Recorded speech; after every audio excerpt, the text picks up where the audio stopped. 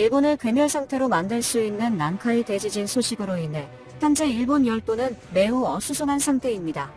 하지만 하늘은 일본을 돕지 않았습니다. 오후 태풍 마리아가 갑자기 방향을 틀어 일본 본토로 오기 시작한 겁니다. 그것도 그냥 태풍이 아니라 기록적인 폭우를 동반한 태풍이라 알려지고 있는데요. 거짓말 같은 소식에 많은 일본인들이 좌절감에 빠지고 있습니다. 지진에 대비하라고 긴급 속보를 발표하던 일본 정부는 지진에 대한 사실을 숨기기 시작하며 언론 잠재우기에 들어가는 모습을 보이고 있는 상황입니다. 난카이 대지진의 시작을 알렸던 미야자키현 앞바다의 지진은 지난 8일에 있었습니다. 우연하게도 이번 5호 태풍 마리아 또한 같은 날인 8일에 발생했는데요. 도쿄 남동쪽 약 1140km 부근 해상에서 발생한 이번 태풍은 원래 일본의 동쪽으로 비켜갈 예정이었습니다. 하지만 어찌된 일인지 갑자기 방향을 틀은 태풍 마리아는 일본 본토를 향해 진격하기 시작했습니다. 설상가상, 엎친 데 덮친 격, 총체적 난국이란 표현이 정말 잘 어울리는 일본의 현재 상황입니다. 미야자키현 앞바다에서 발생한 지진은 일본 본토 남해에 위치하고 있는 해구, 난카이 트로프라고 불리는 곳에서 균열이 발생하며 시작된 지진입니다. 이것이 일본에서 150년 주기로 발생하고 있는 대지진의 전조현상이라는 해석이 나오고 있는 것인데요. 이번 지진이 일본에서 흔히 있는 지진이 아니라고 할 수 있는 부분이 일본 정부에서 처음으로 대지진 주의라는 발표를 했기 때문입니다. 일본의 기시다 총리는 지진으로 원래 예정되어 있던 중앙아시아 순방 일정을 취소하며 다급히 긴급 대책 마련에 들어가는 모습을 보이는 등 일본 정부의 움직임도 심상치 않은 상태인데요. 기시다 총리는 외교관 출신입니다. 외교관 출신인 사람이라 해외 일정을 취소한다는 게 얼마나 큰 결례인지 더 잘 알고 있을 텐데요. 무려 출발 1시간 40분 전에 모든 일정을 취소했을 정도로 이번 지진 사태는 매우 심각하다는 것을 알 수 있습니다. 난카이 해국에서 지진이 발생한 다음 날 도쿄 인근에서 규모 5.3의 지진이 발생했고 그 다음 날에는 홋카이도 해상에서 규모 6.8의 지진이 발생하는 등 대지진의 불안감은 시간이 지날수록 커지기만 할 뿐입니다. 그렇게 대지진에 주의를 하라고 발표하던 일본 정부는 대지진 발생 가능성이 0.5%라고 발표하며 일본 국민들을 안심시키려는 모습을 보였습니다. 하지만 일본 국민들을 안심시키기에는 부족했습니다. 해안에 인접한 마을에서는 식량 사재기 현상이 발생하며 불안한 일본인들의 심리가 그대로 드러난 것인데요. 결국 일본 정부는 지진에 대한 언론을 잠재우기 시작했습니다. 일본에서 가장 큰 포털 사이트에서 지진에 대한 기사가 하나둘 사라지고 있는 것인데요. 불과 몇 시간 전까지만 해도 주요 헤드라인의 지진에 대한 소식으로 도배가 되어 있었지만 현재는 올림픽에 관한 얘기와 연예계 얘기밖에 없는 상태로 변한 것입니다. 너무나도 일본다운 대처에 놀라울 뿐입니다. 정말 운이 좋다면 이번에는 대지진이 비켜갈 수도 있습니다. 하지만 전문가들은 향후 30년 이내에 대지진이 발생할 가능성이 무려 80%에 육박한다고 주장하고 있는 상태인데요. 일본인들의 노력과 상관없이 일본의 미래는 암울할 뿐입니다. 보통 이런 자연재해에 대한 걱정은 하나만 있어도 엄청난 스트레스라고 할 수 있습니다. 그러나 하나로는 부족했는지 하늘은 일본인들에게 또 태풍까지 선사했는데요. 11일부터 일본 도호쿠 지방에 상륙하는 5호 태풍 마리아는 번개와 함께 엄청난 양의 비가 내릴 것으로 예상되고 있습니다. 이번에 내리는 폭우는 무려 13개월 동안의 강수량을 초월할 것이라 전해지고 있는데요. 하루 동안 300mm가 넘는 비가 내릴 것이라 전망되며 홍수나 산사태 경보 또한 내려진 상태입니다.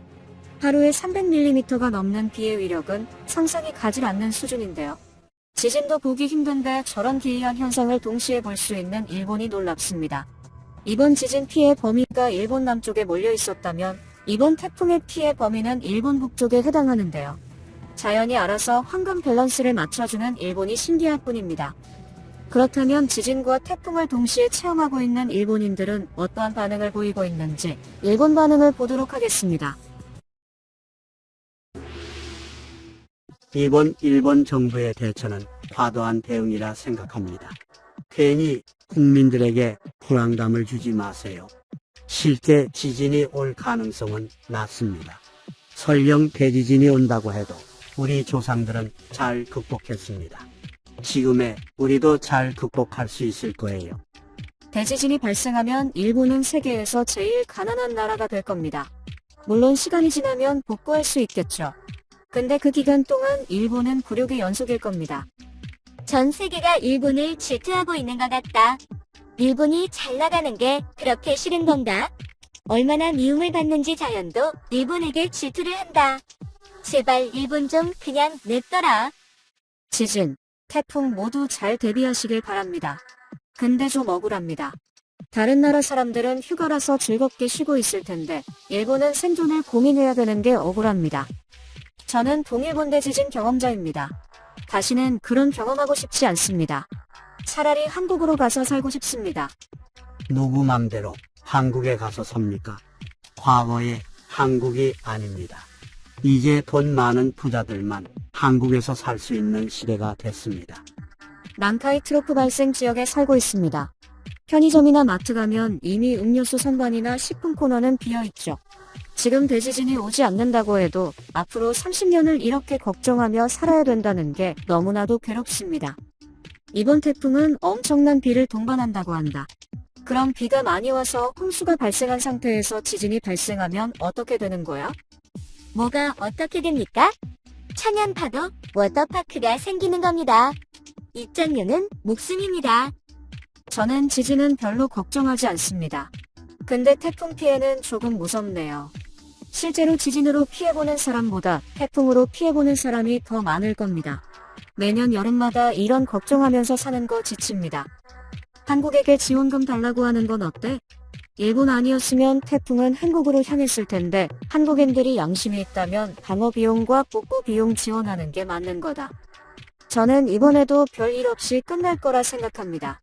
일본에는 많은 위기가 있었지만 언제나 그 위기를 극복했습니다. 지진이나 태풍 따위로 일본은 무너지지 않습니다. 아직도 잃어버린 30년을 극복하지 못하고 있는데 무슨 소리입니까? 이런 말을 하는 거 보니까 아직 실제로 자연재해 피해를 겪은 적이 없는 사람 같군요. 이번에 한번 체험해 보시면 생각이 달라질 겁니다. 일본이 많은 잘못을 한 모양이다. 그게 아니라면 자연이 이렇게 일본만 괴롭힐 리가 없잖아. 공항에 출국하는 사람들이 엄청 늘었다는 기사를 봤습니다. 돈 많고 부지런한 사람은 미리 일본을 탈출하는 겁니다. 저도 미리 여권을 만들었어야 하는데 후회됩니다. 지금 신청하면 여권 나오기 전에 일본이 끝나 있을 것 같네요. 꽤 위험한 태풍이 오고 있다. 동시에 대지진도 함께 오고 있다. 며칠 뒤 일본 최후의 날 시작인 것인가? 이 역사의 현장에서 살아가는 나는 과거에 무슨 잘못을 한 것일까? 올림픽에서 일본이 많은 금메달을 따고 있는데 하나도 기쁘지 않습니다. 지진 아니면 태풍 때문에 거주지를 잃게 생겼으니 불안해서 잠도 안 옵니다.